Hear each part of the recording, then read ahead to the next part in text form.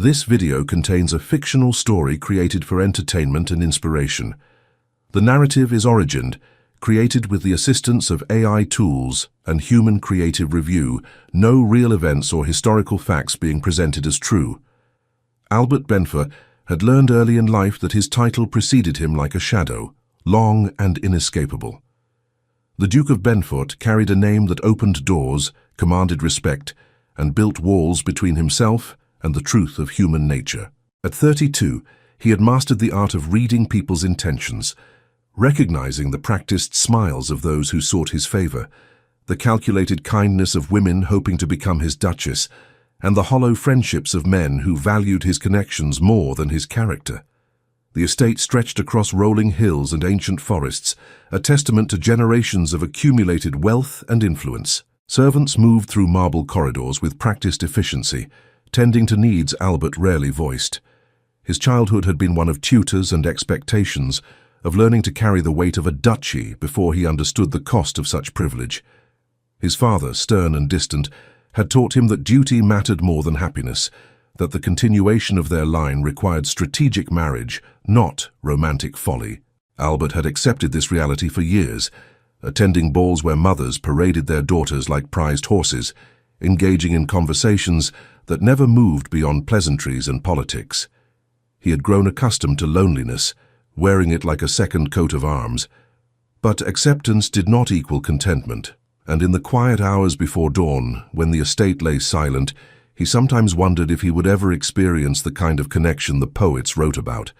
The morning of the encounter began like any other. Albert had risen early, restless energy driving him from his chambers.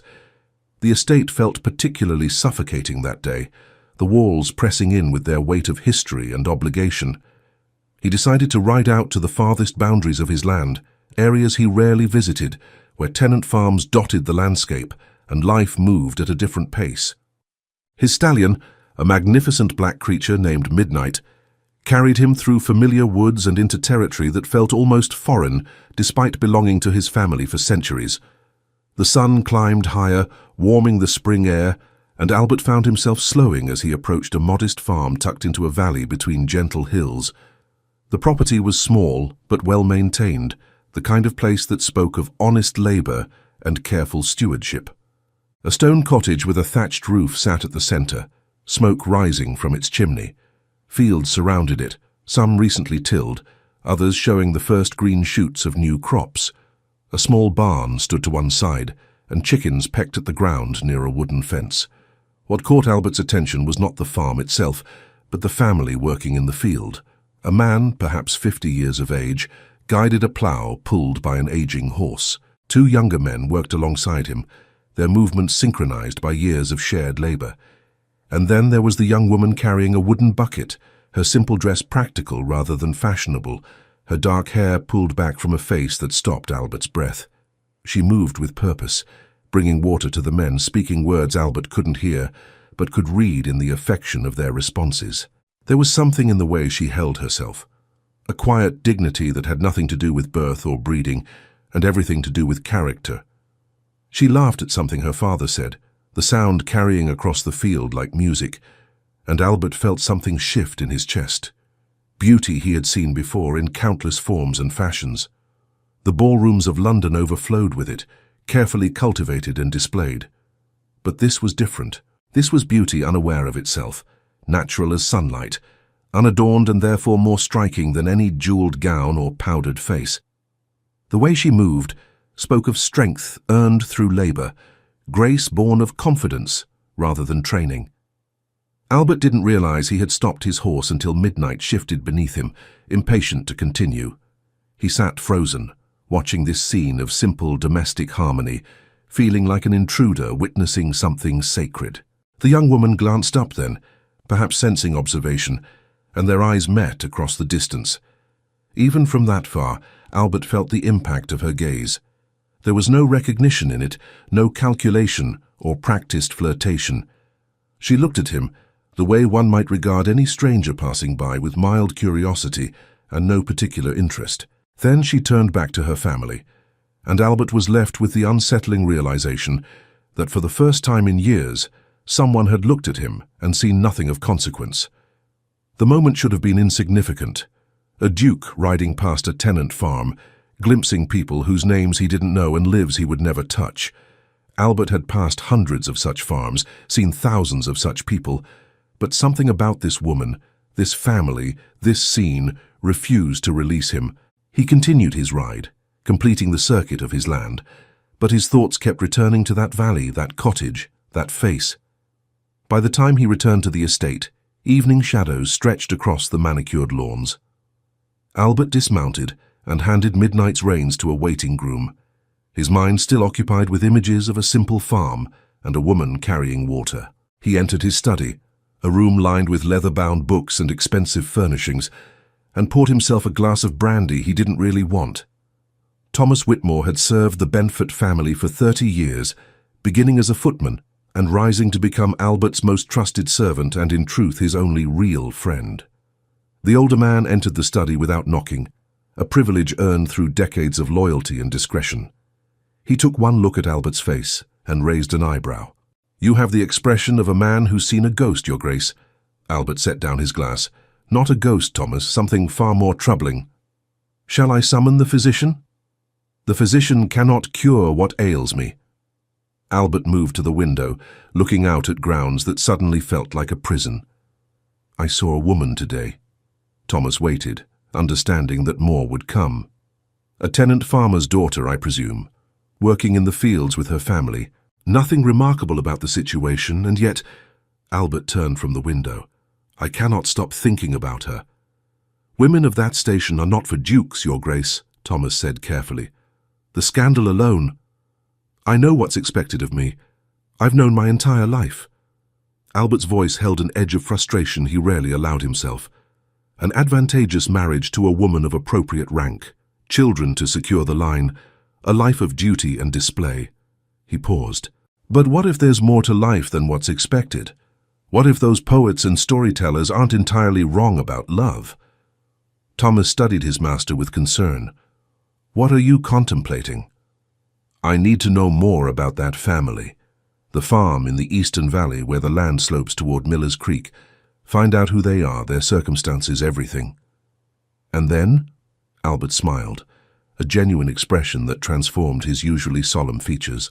"Then I'll decide how much of my life I'm willing to surrender to duty and how much I'm willing to fight for myself." Thomas left to make discreet inquiries, and Albert spent the evening pacing his study, unable to settle. He tried reading, but the words blurred. He attempted correspondence but couldn't focus. Finally, he stood again at the window, watching the moon rise over his land, and admitted to himself what he'd known since the moment their eyes met. He was in love. Impossibly, impractically, completely in love with a woman whose name he didn't even know. 2 days later, Thomas returned with information gathered through careful questioning of estate managers and local merchants. The family was named Belrose, honest people who had farmed that land for 3 generations. The father, William, was known for his integrity and kindness. The 2 sons, Matthew and James, were hard-working and respected, and the daughter was Catherine, 24 years old, unmarried, and according to those who knew her, as kind as she was beautiful. But there was more, and Thomas's expression grew grave as he relayed it. The Belrose family was drowning in debt, not through any fault of their own, but through the machinations of a previous landlord who had imposed unfair terms before the property came under Benford management. They struggled to meet their obligations while maintaining their pride and dignity, refusing charity they saw as shameful. Albert listened to every detail, his mind working through possibilities and problems. He could solve their financial difficulties with a word, a simple forgiveness of debt that would mean nothing to his fortune and everything to their future. But such an act would brand him immediately as the Duke, and the girl would look at him differently, see him through the lens of gratitude and obligation rather than genuine regard. "I want to meet her," Albert said finally. "To know her, without the burden of my title between us." Thomas frowned. "Your Grace, that's impossible. You're known throughout the county." "Not in the valleys and farms, I'm not. How many of my tenants have actually seen my face? I review accounts in my study, delegate inspections to managers. The common people know the name Benford, but not the man who carries it." Albert's excitement built as the idea took shape. I could be anyone, Thomas. A man seeking work, temporary help during planting season.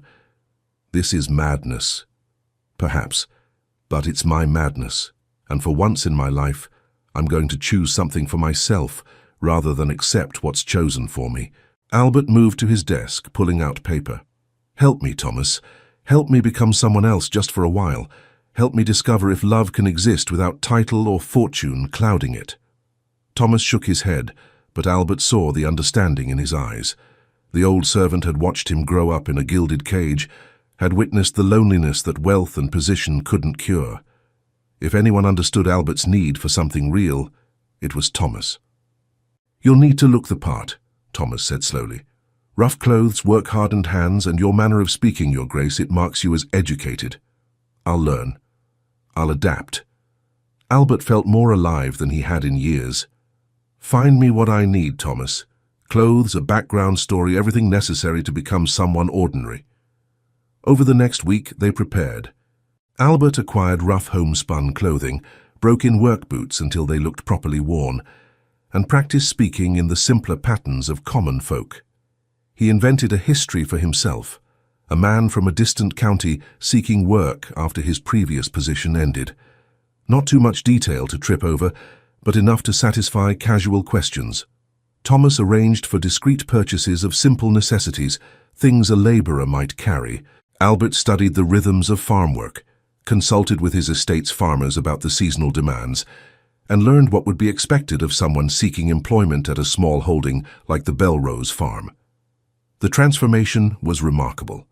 Without his fine clothes and aristocratic bearing, Albert looked like any number of men who worked the land. His hands, unused to real labor, would betray him at first, but that could be explained by recent illness or easier work. The key was to approach with humility, to offer help rather than demand employment. The morning Albert set out felt momentous. He left the estate before dawn, dressed in his common clothes, carrying a small pack of basic possessions. Thomas had arranged for him to stay at a cottage on the far edge of Benford Land, a place where he could retreat when not at the Belrose farm, where he could be himself in private before donning his disguise again. As he walked toward the valley, the sun rising behind him, Albert felt fear and anticipation in equal measure. What if she saw through his deception immediately? What if her father turned him away? What if he discovered that the connection he felt was one-sided, a product of loneliness rather than genuine compatibility? But he kept walking, because the alternative, returning to his life without knowing, was worse than any possible rejection. The cottage came into view as morning light painted the valley in gold. Smoke rose from the chimney, indicating the family was awake and beginning their day. Albert paused at the edge of the property, taking a deep breath. This was the moment that would change everything. He could still turn back, return to the safety of his title and position, forget this foolish dream. Instead, he stepped forward. William Belrose was mending a section of fence when Albert approached, calling out a greeting to avoid startling him. The older man looked up, his weathered face showing curiosity rather than suspicion. "Good morning," Albert said, keeping his voice casual, friendly. "I'm looking for work and I heard you might need an extra hand during planting season." William set down his tools, studying the stranger before him. Albert met his gaze steadily, letting the older man take his measure. There was kindness in William's eyes, but also the weariness of a man carrying burdens he couldn't share. "Times are hard," William said finally. "I can't pay much." "I don't need much.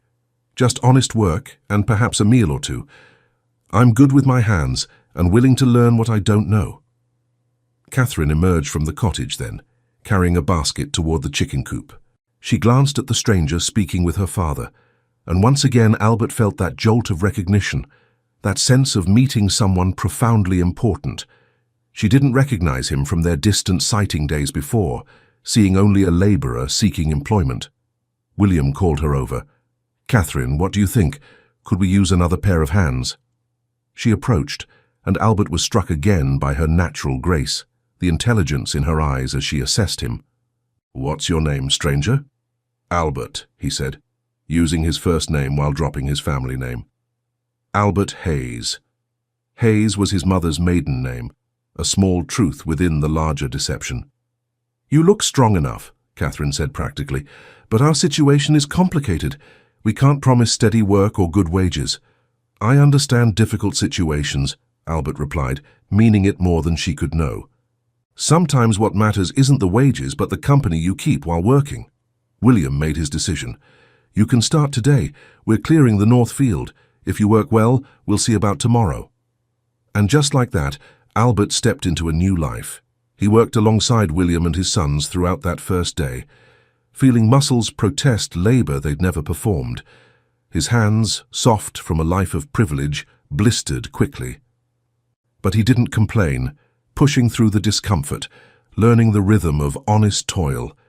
Catherine brought water and food during breaks, her presence a reward for his aching body. She spoke little at first, observing him with the caution of someone who had learned not to trust too quickly. But as days turned to weeks, and Albert proved himself reliable and hard-working, her manner softened. He learned the shape of their days, the routines that governed life on a small farm. Early mornings began with feeding animals and collecting eggs. Days progressed through planting, mending, building, and 100 other tasks. Evenings brought simple meals around a worn table, conversation that felt more valuable than any he'd experienced in aristocratic drawing rooms. The Belrose family welcomed him gradually, not with grand gestures, but through small inclusions, an invitation to share their midday meal, a question about his thoughts on crop rotation. Catherine's smile when he managed a task particularly well. These moments felt more precious than all the formal dinners and elaborate balls he'd attended. Albert discovered the truth of manual labor, the satisfaction of seeing direct results from effort invested. He planted seeds, repaired fences, helped birth a calf when complications arose. His hands grew calloused, his back stronger. The physical transformation mirrored something deeper, a stripping away of pretense until he felt more himself than he had in years. Catherine began speaking to him more freely, sharing stories of her childhood, her dreams for the farm, her hopes that someday they might be free of the debts that haunted her father's sleep. Albert listened, biting back offers of help that would reveal his true identity. Instead, he worked harder, trying to lighten their burden through labor, if not gold. He noticed everything about her, the way she hummed while working, the patience she showed teaching him new tasks, the love evident in every interaction with her family. She was educated beyond what he expected, having learned to read from a traveling teacher years ago.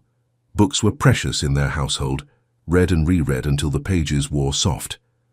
One evening, as they sat outside after supper, Catherine asked him about his past. Albert offered the carefully constructed story, but found himself including truths within the fiction.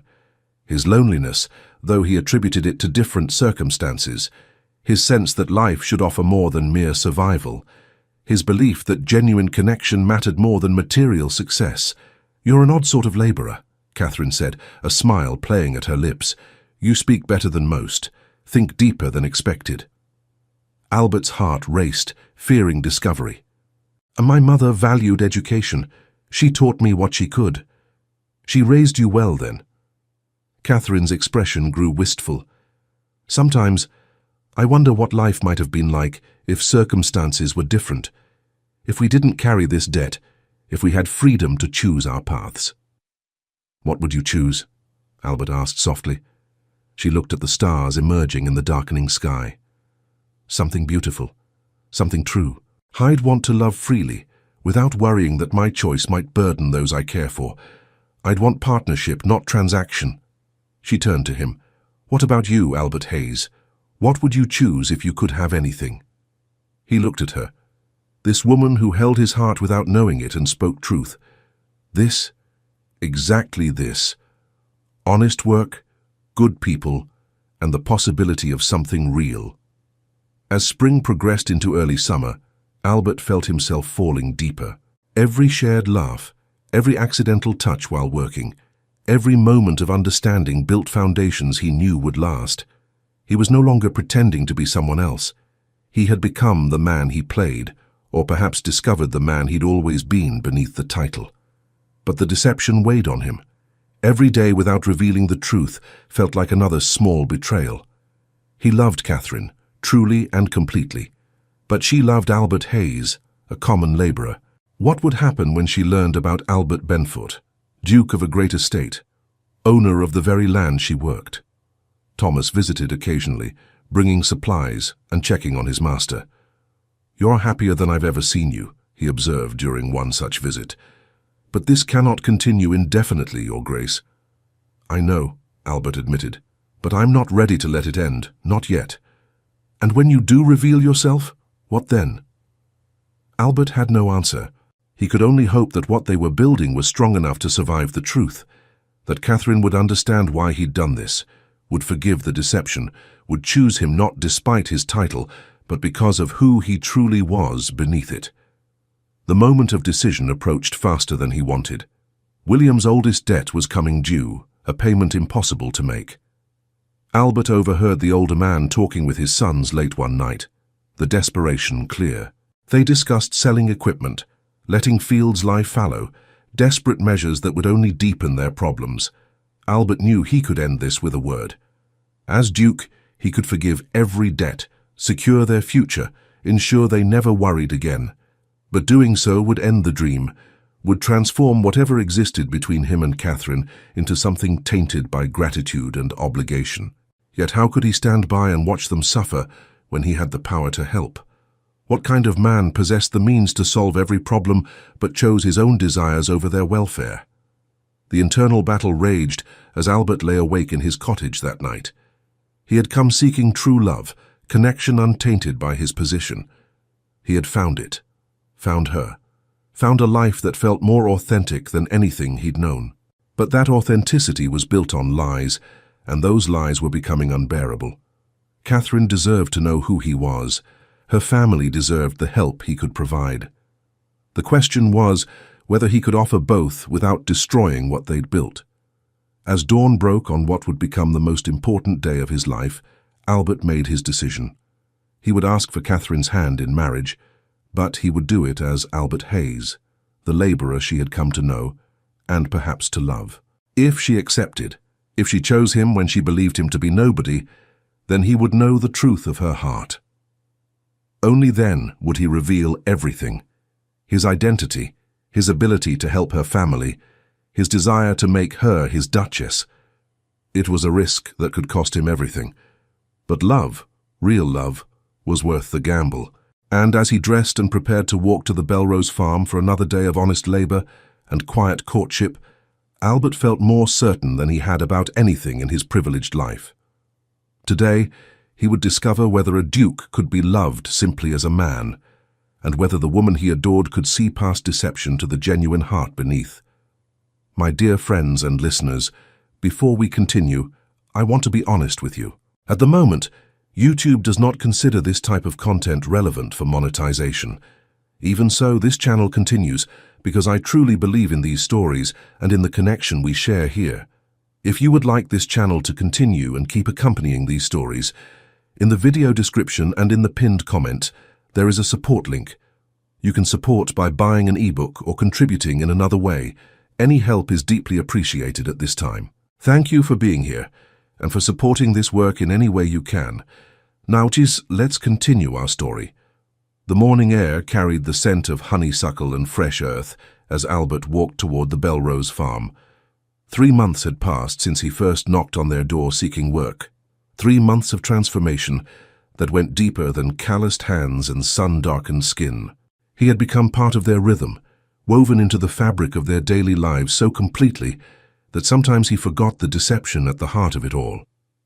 But today, that deception would either end or evolve into something more complex. Today, he would ask Catherine to be his wife, and the answer she gave would determine everything that followed. He found her in the garden, tending vegetables with the practiced care she brought to all her tasks. Morning light caught in her hair, turning ordinary brown to burnished copper.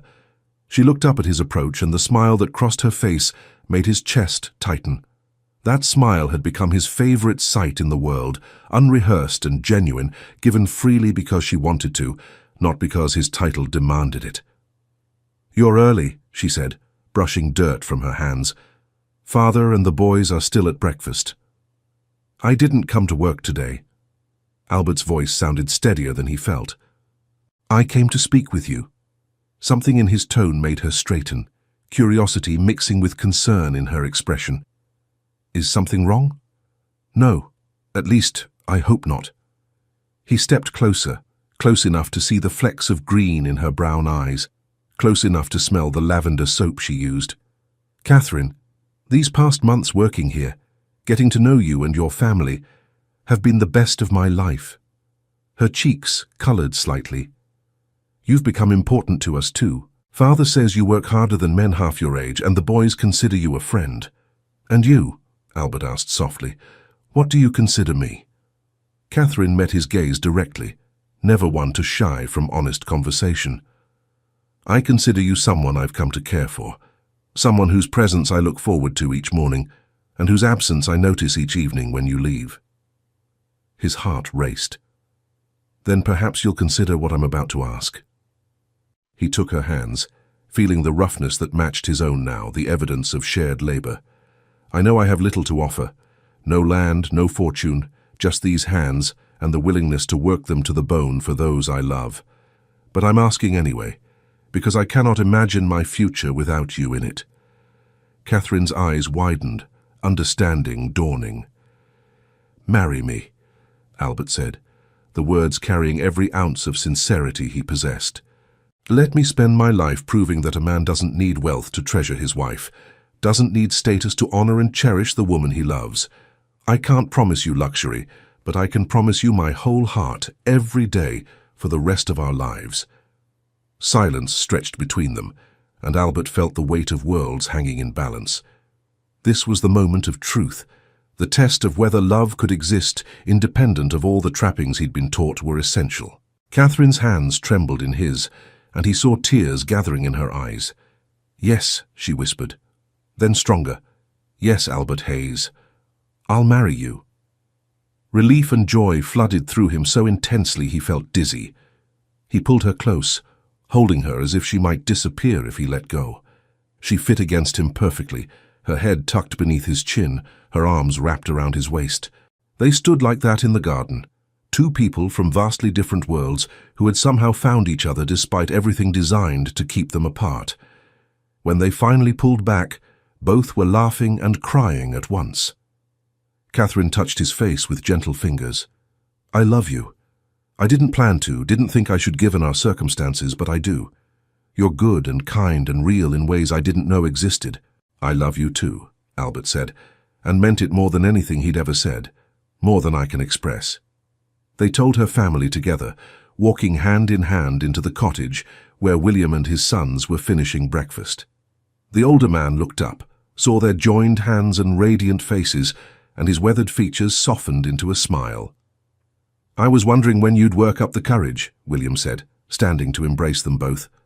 "Took you long enough."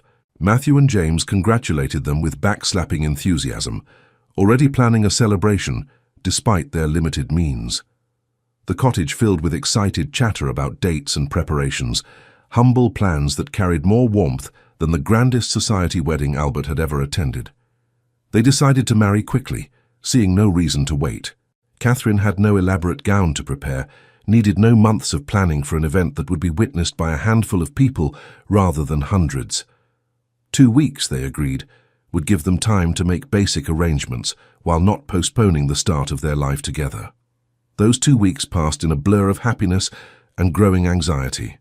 Albert worked alongside his future family, helped Catherine prepare the cottage that would become their home, a small dwelling on Belrose land that William had offered them. He participated in every discussion, every decision, while guilt gnawed at him constantly. He was stealing moments that belonged to truth, building a foundation on deception, even as he promised honesty. Several times, he nearly confessed everything, the words forming on his tongue before fear swallowed them. What if she refused to marry him once she knew? What if she felt manipulated, her feelings tainted by the knowledge that he'd been lying from their first meeting? Thomas visited in secret, bringing supplies Albert claimed to have saved from previous work. The old servant looked increasingly troubled by the situation. "Your Grace, you cannot let her marry you without knowing who you are. It's not fair to her." "I know," Albert admitted, pacing the small cottage he'd been using. "But I'm terrified, Thomas. If I tell her now and she walks away, I'll have lost the only real thing I've ever had." "And if you tell her after the wedding, what then?" "Then she'll be my wife, bound to me, and I'll have time to make her understand why I did this." Albert heard the desperation in his own voice. "I'll tell her immediately after we're married. Before we even consummate the union, she'll know everything." Thomas shook his head sadly. "I hope you know what you're doing, Your Grace." Albert didn't know. He only knew he couldn't stop now, couldn't turn back from the path he'd chosen. Right or wrong, he was committed to seeing it through to whatever end awaited. The wedding day arrived with cloudless skies and birdsong. Catherine wore a simple dress of cream muslin, her hair woven with wildflowers Matthew and James had gathered. She looked more beautiful than any duchess in silk and diamonds. Albert wore his best rough clothes clean and mended, transformed by happiness into something that felt almost fine. They married in the small village church, the same church where Belrose family members had been married for generations. The vicar, an elderly man who'd known Catherine since birth, performed the ceremony with gentle warmth. William gave his daughter away with tears in his eyes. Matthew and James stood as witnesses, and a handful of neighbours filled the pews to witness this union of two people everyone believed matched in station and circumstance. Albert spoke his vows with complete sincerity, promising to love and honour this woman for all his days. When Catherine repeated her own vows, her voice clear and strong, he felt the weight of responsibility settle over him like a mantle. She was his now and he was hers, regardless of what revelations were still to come. They kissed to seal their marriage, and the small congregation erupted in applause. The celebration that followed was humble but heartfelt, held in the Belrose cottage yard with simple food and homemade wine. Neighbours brought what they could spare, turning the gathering into a feast of community and goodwill. Music played on a fiddle, and couples danced on grass worn smooth by many feet. Albert danced with his bride, holding her close, memorizing every detail of this moment. Catherine laughed with pure joy, her face luminous, her trust in him absolute. The guilt he felt became almost unbearable. She had given herself to him completely, believing she knew who he was, and he was about to shatter that belief.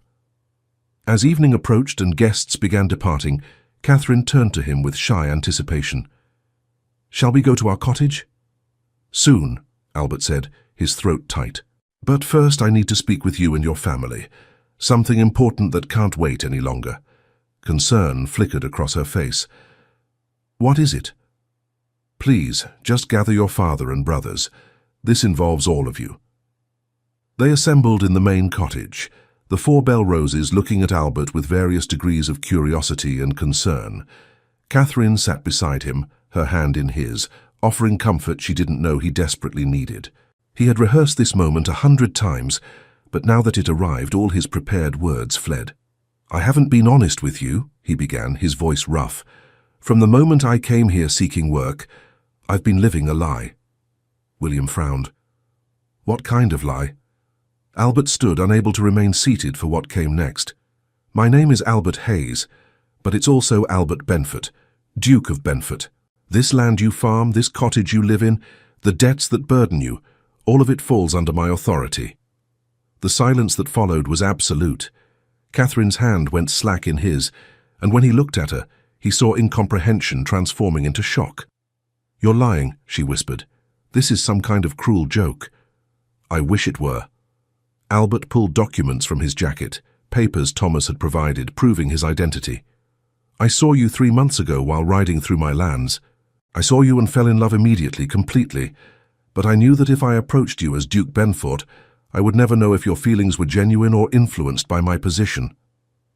William examined the documents with shaking hands, his face growing pale as he recognized official seals and signatures.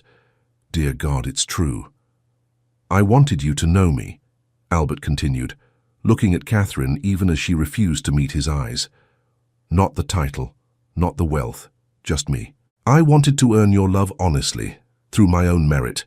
So I disguised myself, presented myself as someone ordinary, and hoped you might come to care for the man I am, rather than the Duke I happened to be born."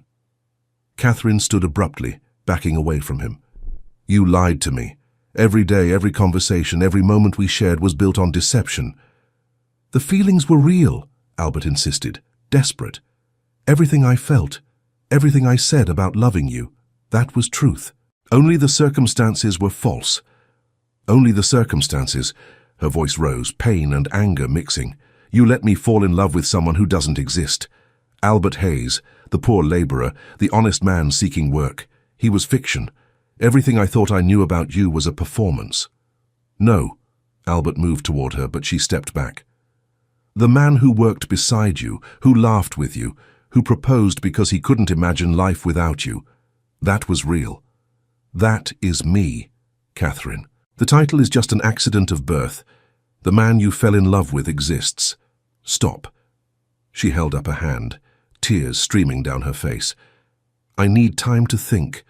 I need you to leave. Catherine, please. Her voice broke. We're married now, bound legally, and I understand I have no choice in that. But right now I cannot bear to look at you.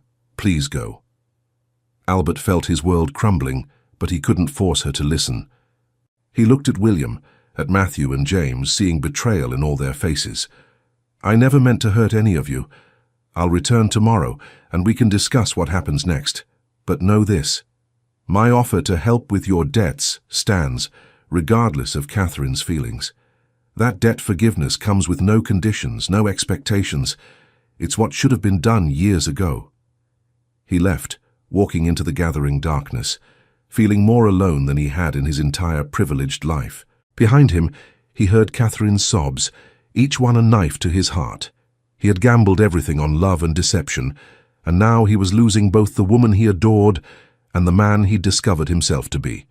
The cottage on the far edge of his land felt cavernous despite its small size. Thomas arrived within the hour, having been watching from a distance as instructed. It went poorly, the old servant observed. Catastrophically. Albert collapsed into a chair. She hates me, Thomas, and I deserve it. Perhaps, but you also love her genuinely, and that counts for something. Does it? I manipulated her feelings through false pretenses. What kind of love builds a foundation on lies? Thomas poured them both brandy. The kind that tests whether the foundation can be rebuilt on truth. You made a terrible choice, Your Grace, but your motivation wasn't entirely selfish.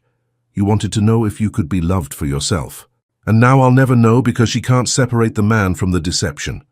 Albert drank, the expensive liquor tasting like ash. I've ruined everything. The night passed in misery.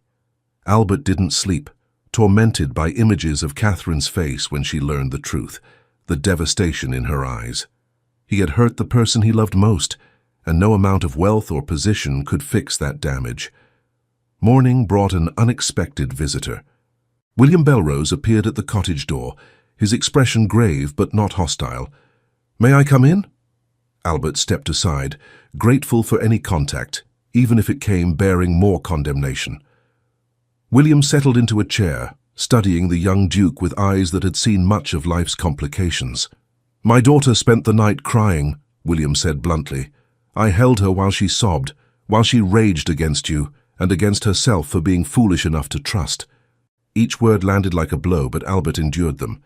I know sorry isn't enough. Nothing I say can undo the hurt I've caused. No, it can't, William paused. But I'm not here to berate you. I'm here because, despite everything, I believe you do love her. I watched you these past months. I saw how you looked at my daughter, how you worked yourself to exhaustion trying to help us. That wasn't performance. It was real. Hope flickered dangerously in Albert's chest. What are you saying? I'm saying you made a terrible mistake, but perhaps from understandable reasons. You're a duke who's never known if people value you or your title. That's a lonely position, one I can almost sympathize with, despite the vast difference in our stations. William leaned forward. Catherine is hurt and angry, and she has every right to be. But she's also practical, and she's my daughter. She doesn't give her heart easily or lightly. I don't want her forced into this marriage, Albert said urgently. If she truly cannot forgive me, I'll arrange an annulment. She'll be provided for, your family's debts forgiven, all without obligation or expectation. That's noble, but it misses the point. William smiled slightly. She doesn't want an annulment, Your Grace. She wants the man she fell in love with to be real. She wants to believe that the connection you shared wasn't entirely fabricated. It wasn't. God, it wasn't. Albert's voice cracked. She made me better than I've ever been. Working beside her, talking with her, building a life together, even in that brief time. It showed me what I'd been missing in my privileged existence. I became who I was always meant to be. Then prove it to her, not with grand gestures or ducal authority, but by being that man again. She needs time, yes, but she also needs consistency. Be the Albert Hayes who worked our fields and won her heart, because that's the man she married, title or no title. William stood to leave, placing a weathered hand on Albert's shoulder. Come to the farm tomorrow, not as Duke demanding his marital rights, but as the man asking for a chance to rebuild trust. We'll be discussing what happens next, how this marriage proceeds, and you need to be part of that conversation. After William left, Albert felt the first stirring of hope since the revelation. The path forward wouldn't be easy, but at least one existed. He spent the day preparing himself emotionally for what would be the most important negotiation of his life, not for land or political advantage, but for the heart of the woman he loved. The next day he returned to the Belrose farm as requested. Catherine was there, her eyes red from crying, but her spine straight with determination. The entire family gathered, creating a united front that reminded Albert he wasn't just reconciling with a wife, but integrating into a family he'd deceived. "I've been thinking," Catherine said without preamble, her voice carefully controlled. "About us, about this marriage, about what happens now." Albert waited, hardly breathing. "I'm angry with you. That won't disappear overnight or perhaps ever completely. You took away my choice by building our relationship on false pretenses." She paused, gathering strength. "But I also cannot deny what I felt these past months. The connection we shared, the conversations, the laughter, those were real to me, and I need to believe they were real to you too." "They were," Albert said fervently. "Every moment. Then here's what I propose. You are Duke Benford, and I am now your Duchess, whether we like how we arrived at that state or not. But I won't move to your estate immediately, and I won't play the role of decorative wife who exists to enhance your status. I never wanted that. Good, because here's what I do want." Catherine's eyes blazed with a combination of hurt and determination. "I want you to continue working this farm with us for the next month, living as you were, working as you were, being the man I thought I'd married. During that time, we'll share the cottage as husband and wife, but you'll earn my trust back through actions, not words. And after the month?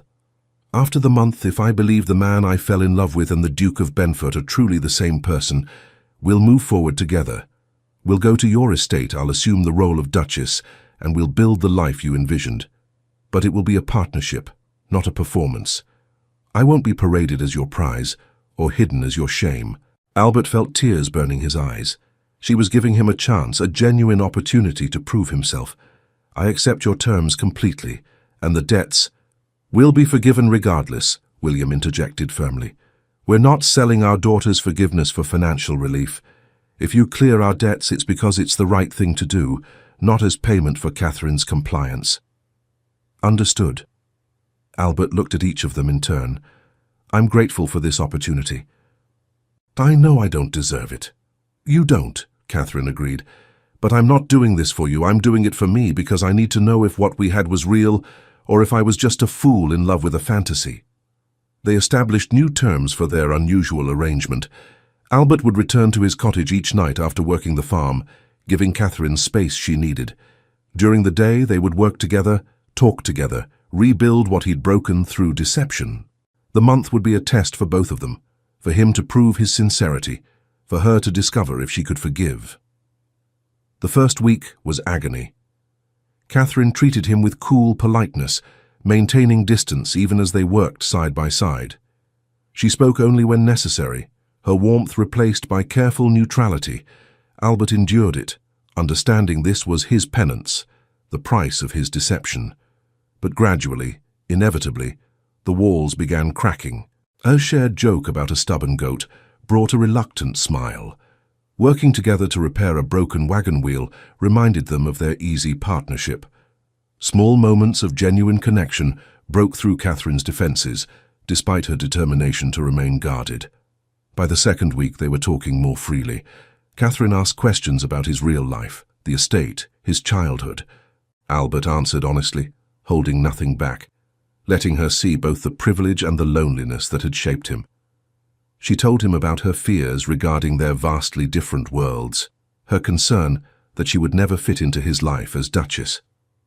"You already fit," Albert insisted during one of these conversations, "not into the role society expects, but into my heart, into the life I want to build. I don't need a duchess who knows which fork to use at state dinners. I need a partner who challenges me to be better, who reminds me what matters beyond titles and property." "Pretty words," Catherine said, but her tone had softened. "But words are easy. Actions prove truth."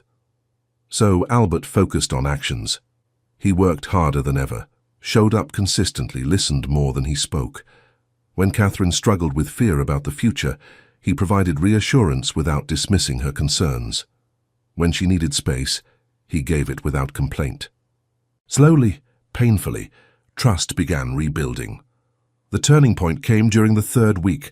A storm damaged part of the cottage roof, and they worked together to repair it before rain could cause further harm. Perched on a ladder, passing materials back and forth, they fell into the easy rhythm they'd developed during his time as a laborer. Catherine laughed at something he said, and suddenly they were both laughing, genuinely and freely, the way they had before everything changed. That evening, Catherine invited him to stay, rather than returning to his cottage. They sat by the fire in the small dwelling that was now legally their shared home, and she took his hand for the first time since their wedding. "I think I'm ready to believe you," she said quietly. "Ready to believe that the man I fell in love with is real, that he exists whether he's wearing rough clothes or ducal robes." Albert brought her hand to his lips. "He is real, Catherine. You made him real by seeing past everything else to the person underneath. I was living a half-life before I met you, going through motions without meaning. You woke me up." She moved closer, resting her head on his shoulder. "I'm still scared. Your world is so different from mine. What if I fail as Duchess? What if I embarrass you or disappoint everyone?" "You could never disappoint me. And anyone who can manage this farm, who can work from dawn to dusk and still have energy for kindness, can handle anything society throws at her." He stroked her hair gently. "Besides, I'm changing how things work. The Duke of Benfort will be different because of you. More engaged with his people, more concerned with justice than tradition." They sat in comfortable silence, watching flames dance in the hearth. The month wasn't quite over, but they both knew the test had been passed. Whatever happened next, they would face it together. The final week of their month-long trial period brought a new development. Representatives from Albert's estate arrived, bearing news that required the Duke's immediate attention. Thomas greeted Albert privately, his relief evident. "The estate needs you, Your Grace. Decisions have been delayed too long in your absence." "I'll return," Albert said, "but not alone. Catherine and I will come together, as we should have from the beginning." He explained the situation to Catherine and her family. The time had come to transition to his real life, to bring her into his world fully. Catherine agreed, though he could see nervousness in her eyes. "We'll do this properly," Albert assured her. "No more deceptions, no more hiding. I want everyone to know exactly who you are and how much you mean to me." Before they left, true to his word, Albert formally forgave all Belrose family debts and transferred additional funds to ensure their security. He offered William and his sons positions on the estate if they wanted them, but understood when they chose to remain on their farm, now free from the burden that had weighed on them for years. "Take care of my daughter," William said, embracing Albert. "She's stronger than she looks, but she'll need your support in that world of yours." "She has it," Albert promised, always. The journey to Benfort Estate took most of a day. Catherine sat beside Albert in a carriage far more luxurious than anything she'd experienced, watching the landscape change from familiar fields to manicured grounds that spoke of immense wealth. When the main house came into view, a massive structure of stone and glass, she gasped. "You live here?" "We live here," Albert corrected gently. "This is our home now." The staff lined up to greet them, their faces showing barely concealed shock at their duke's choice of bride. Catherine, in her simple dress with work-roughened hands, looked utterly unlike the sophisticated ladies they had expected. Albert watched several servants exchange glances, saw the judgments forming. He cut through it immediately. "This is Catherine Benford, Duchess of Benford, and she will be treated with the respect and honor due to her position. Anyone unable to do so may seek employment elsewhere." His tone left no room for argument. Thomas stepped forward, bowing respectfully to Catherine. "Welcome home, Your Grace. We are honored by your presence." Catherine looked overwhelmed, but managed to return the greeting. Albert guided her inside, showing her the home that was now theirs to share. He could see her taking in the opulence, comparing it to the cottage she'd left behind, processing the vast gulf between their backgrounds. In their private chambers that evening, she finally broke down. "I don't belong here, Albert. Look at this place. Look at me. I'm a farmer's daughter who doesn't know the first thing about being a duchess." He held her close. "You belong wherever I am, because you're my wife and my partner. As for knowing how to be a duchess, there's no single way to fill that role. You'll create your own version, one that honors both your background and your position. What if I fail? Then we'll fail together and start again." He tilted her face up to meet his eyes. "Catherine, I didn't marry you to gain a duchess. I married you because you're the only person who's ever made me feel truly alive. Everything else is just details we'll figure out as we go." She kissed him then, truly kissed him for the first time since their wedding day. The kiss held forgiveness and promise, fear and hope, the complex mixture of emotions that defined their unusual journey to this moment. As they finally consummated their marriage that night, the deception that had brought them together felt like ancient history. What mattered was the truth they had discovered, that love transcended station, that honesty could be rebuilt after betrayal, and that two people from impossibly different worlds could create something genuine together. The next morning, Albert woke with Catherine in his arms, in the ducal chambers that were now their shared sanctuary. He had everything he dared to hope for, a wife he loved truly, a chance to be the man he wanted to be, and a future built on truth rather than pretense. But he knew challenges lay ahead. Catherine would need support as she learned her new role. Society would gossip and judge. The transition from farm cottage to ducal estate wouldn't be seamless. Yet as he looked at his sleeping wife, her face peaceful in the morning light, Albert felt confident they could handle whatever came. They had already survived the hardest test, the revelation of his deception and the rebuilding of trust. Everything else would be easier by comparison, or so he hoped as their story moved into its final chapter. The first weeks at Benford Estate tested Catherine in ways she had never imagined. She woke each morning in a bed larger than the entire room she'd grown up in, surrounded by silk and velvet that felt foreign against her work-roughened skin. Servants anticipated her every need before she could voice it, which somehow made her feel more helpless rather than cared for. The elaborate rituals of aristocratic life, the formal dinners, the calling cards, the intricate rules governing every social interaction seemed designed to highlight how little she belonged. Albert did his best to ease the transition. He spent mornings teaching her about estate management, showing her account books and property maps, explaining the responsibilities that came with their position. Afternoons brought etiquette lessons from a patient instructor he'd hired, a kindly older woman named Mrs. Pemberton, who had served as governess to several noble families. Evenings they reserved for themselves, dining privately and talking about the day's challenges. But despite these supports, Catherine struggled. The other noble ladies who came calling looked at her with barely concealed disdain, their polite smiles not quite masking their judgment.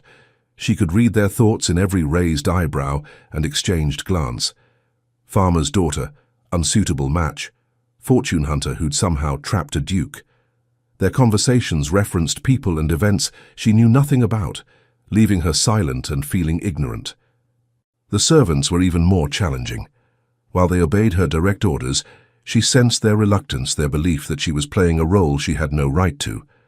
The housekeeper, Mrs. Blackwood, was particularly difficult, subtly undermining Catherine's attempts to establish herself by deferring every decision to how the previous Duchess would have preferred it. 2 weeks into her new life, Catherine broke down completely. She'd spent the afternoon enduring tea with several noble ladies, whose conversation consisted entirely of gossip about people she'd never met. Their thinly veiled insults about new blood and questionable backgrounds had landed like blows. When they finally left, she fled to the gardens, finding a secluded bench where she could cry without witnesses. That's where Albert found her, her face buried in her hands, shoulders shaking with sobs. He sat beside her without speaking, simply pulling her into his arms and letting her release the accumulated pain and frustration. "I can't do this," she finally gasped. "I've tried, Albert, I truly have. But I don't belong in this world. Every day I feel more like an imposter, someone playing dress-up in clothes that don't fit." "Tell me what happened." His voice was gentle, but carried an edge that suggested consequences for whoever had hurt his wife. Catherine recounted the afternoon, the cutting remarks disguised as pleasantries, the way the women had made her feel small and inadequate. Albert's jaw tightened as she spoke, anger building beneath his calm exterior. "Those women are petty and cruel," he said when she finished. "Their opinions matter nothing to me and should matter nothing to you. But they're right, aren't they? I don't know how to be what you need. I can't discuss politics or literature the way they do. I don't know which fork to use at formal dinners. I'm just a farmer's daughter pretending to be something I'm not." Albert took her face in his hands, forcing her to meet his eyes. "You are not pretending. You are my wife, my duchess, and you belong here because I chose you, not despite your background, but because of who you are, strong, honest, kind, and real, in ways those women will never understand." "But no," his tone was firm. "Listen to me, Catherine. I spent my entire life surrounded by people like those women. They're educated in all the right subjects, trained in all the proper etiquette, and utterly hollow at their core. They've never worked a day in their lives, never sacrificed for anyone, never known real hardship or genuine connection. You have more worth in your smallest finger than they have in their entire perfumed, corseted bodies." Despite her tears, Catherine felt a small smile forming. "That's rather harsh. It's the truth. And here's what we're going to do. You will no longer force yourself to fit their mold. Instead, you're going to show them what a real duchess looks like, one who cares about the people on these lands, who understands their struggles because she's lived them, who brings actual substance to a role that's too often just ceremony." Over the following days, Albert helped Catherine reimagine her position. Instead of trying to master the superficial accomplishments of noble ladies, she focused on meaningful work. She began visiting tenant farms, talking with the families who worked Benfort land. Her background became an asset rather than a liability, allowing her to understand their needs and concerns in ways no previous duchess had. She discovered families struggling with unfair rents, children without access to education, women dying in childbirth because they couldn't afford medical care. Each discovery ignited her passion for justice, the same fire that had driven her to work alongside her family, despite their poverty. She brought these issues to Albert, and together they began implementing changes. Rents were adjusted to fair levels. A school was established in the village, free for all children. Catherine hired a midwife and arranged for regular medical visits to the farms. She started a cooperative where tenant families could sell their goods collectively, getting better prices than they could achieve individually. Her days filled with purpose, and the hollow feeling of being decorative and useless disappeared. The transformation didn't go unnoticed. The same noble ladies who had mocked her began to see results they couldn't dismiss. Tenant families spoke of the Duchess with genuine affection and gratitude. Estate productivity increased because workers felt valued rather than exploited. Other nobles, seeing the positive changes, began asking Albert about his methods. Catherine found unexpected allies too. Several younger noble wives, tired of the empty social rituals, approached her privately. They wanted to learn to do something meaningful with their positions and resources. Catherine welcomed them, creating a small network of women who met regularly to discuss social improvement projects rather than gossip. Mrs. Pemberton became a true friend rather than just an instructor. The older woman admired Catherine's determination and helped her navigate social situations without compromising her values. "You don't need to become like them," she told Catherine one afternoon. "You need to show them there's a better way to be."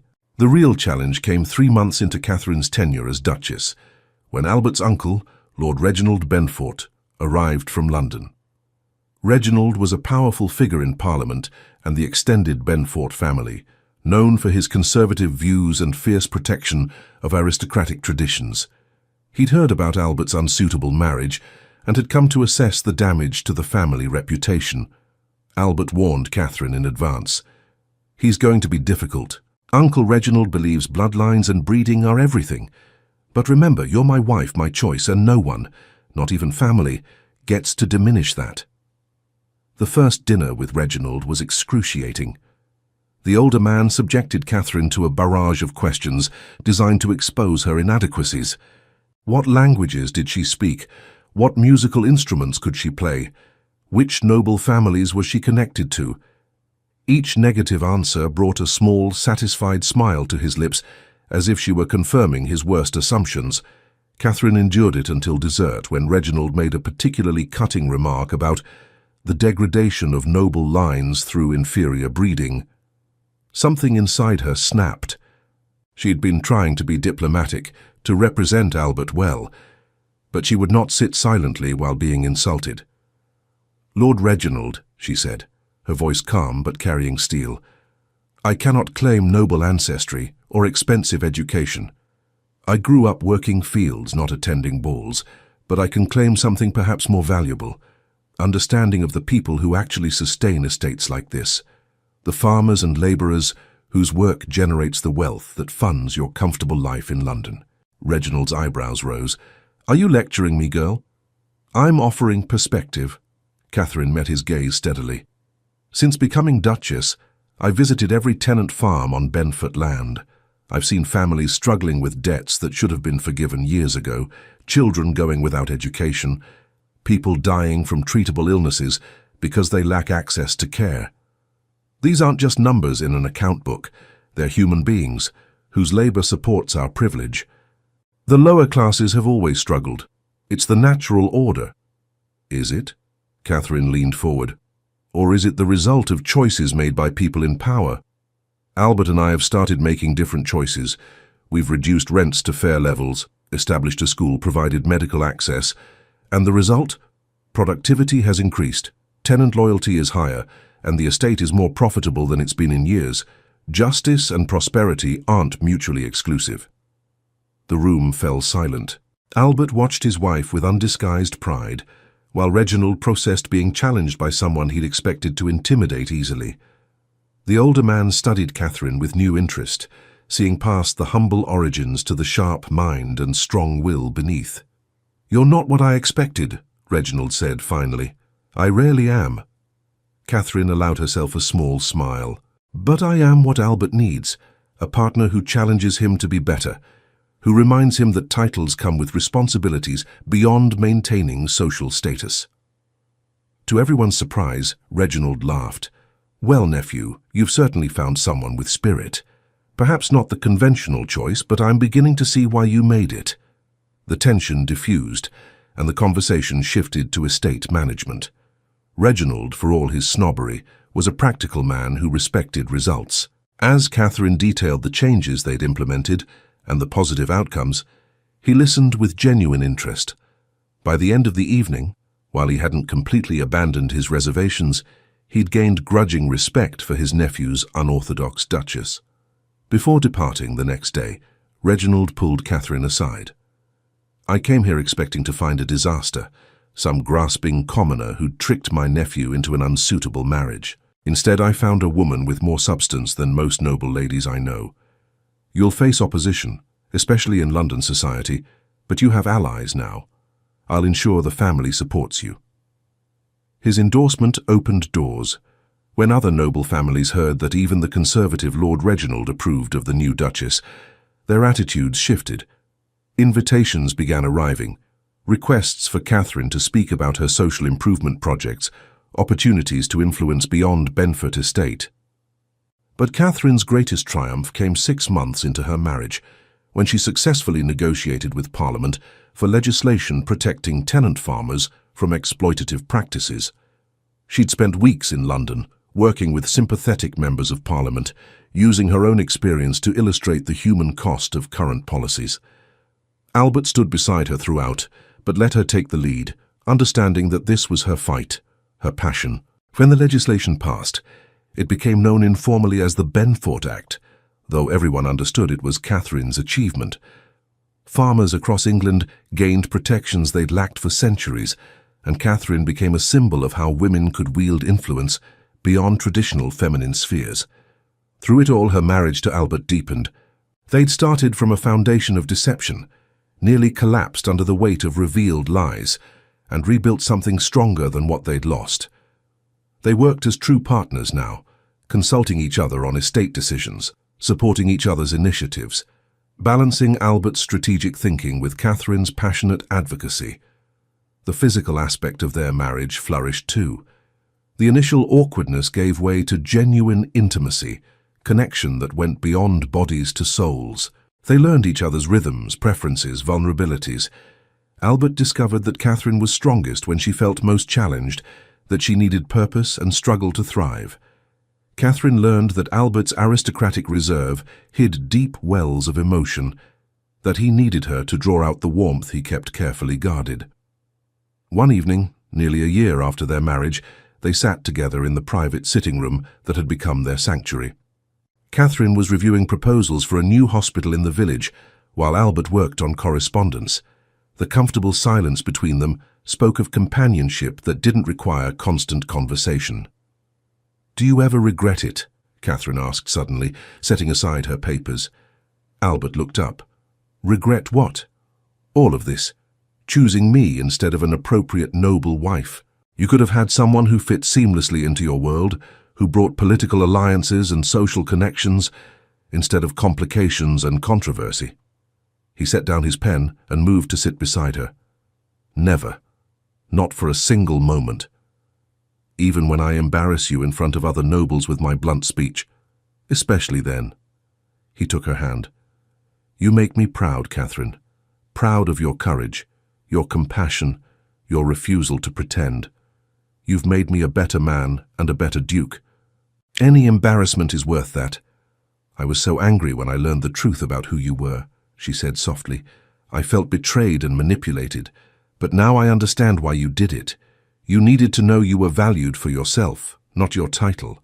I needed the same thing, to be certain you chose me for who I am, not what you imagined I could become." "And are you certain now?" She smiled. "Completely. You love the woman who carries water buckets and argues with parliament members. You love the real me, farmer's daughter and duchess both. I love every part of you." He kissed her gently, "even the parts that terrify London society."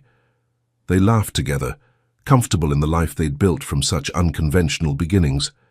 Outside, the estate grounds stretched in manicured beauty, representing centuries of Benford heritage. But inside these walls, something new was growing. A partnership built on truth, a love that transcended class, a legacy that would reshape what it meant to be noble. Catherine's family visited regularly, no longer burdened by debt, welcomed as honored guests rather than awkward reminders of her background. William watched his daughter with pride, seeing how she'd adapted without losing herself. Matthew and James joked with their brother-in-law, the Duke, relationships uncomplicated by the vast difference in their stations. The estate prospered under Albert and Catherine's joint management. Tenants worked harder for landlords who treated them fairly, productivity increased, and the Benford name became associated with justice rather than just privilege. Other estates began emulating their methods, creating a ripple effect of positive change. But the most significant transformation was personal. Albert had found the genuine connection he'd craved his entire life, the assurance that he was loved for himself rather than his title. Catherine had discovered that she could honor her roots while embracing her new position, that being a duchess didn't require abandoning her values or her identity.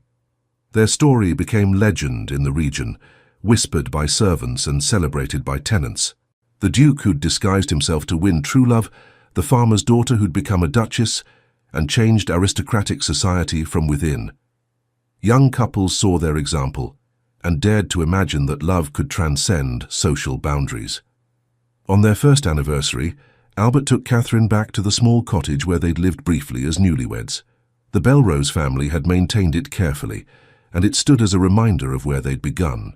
They walked through the modest rooms, remembering those complicated days of rebuilding trust. "If you could go back," Albert asked, "knowing everything that would happen, would you still say yes when I proposed as Albert Hayes?" Catherine considered carefully. "Yes, but I'd probably punch you first when you revealed the truth." He laughed. "I would have deserved it." "You would have." She turned to face him. "But I'm grateful for the journey, even the painful parts. We wouldn't be who we are now without them. You wouldn't have learned to be vulnerable, and I wouldn't have learned to be strong in ways I never imagined." They stood in the cottage that represented both their beginning and their foundation. Two people from impossible different worlds who had somehow created something beautiful together. The Duke and the farmer's daughter, the nobleman and the commoner, the man who'd needed to disguise himself to find love, and the woman who'd taught him what love truly meant. As the sun set over the valley where they'd first met, Catherine leaned against Albert, feeling his arms wrap around her with the familiar comfort of genuine affection. Their story had begun with deception, survived revelation, and blossomed into truth. It wasn't the conventional fairy tale, but it was real, and that made it better than any fantasy. They returned to the estate as evening fell, to the grand house that was now truly home because they'd made it so together. Tomorrow would bring new challenges, new opportunities to prove that love could transform not just individuals, but entire systems of power and privilege. But tonight, they had each other, and that was enough. The Duke and Duchess of Benfort, improbable partners, genuine lovers, and proof that the best love stories are the ones built on truth, written one choice at a time by two people brave enough to risk everything for something real. Their legacy would extend far beyond their lifetime, inspiring generations to come, demonstrating that titles matter less than character, that breeding matters less than kindness, and that the deepest love grows not from perfect circumstances, but from imperfect people choosing each other again and again, despite every reason to give up. And so our story ends where it truly began, not with a duke seeking love or a farmer's daughter dreaming of more, but with two souls recognizing each other across impossible distance, refusing to accept the limitations society imposed, and creating their own definition of happily ever after. Dear listeners, thank you so much for joining us on this journey with Albert and Catherine. Their story reminds us that true love requires courage, honesty, and the willingness to fight for what matters most.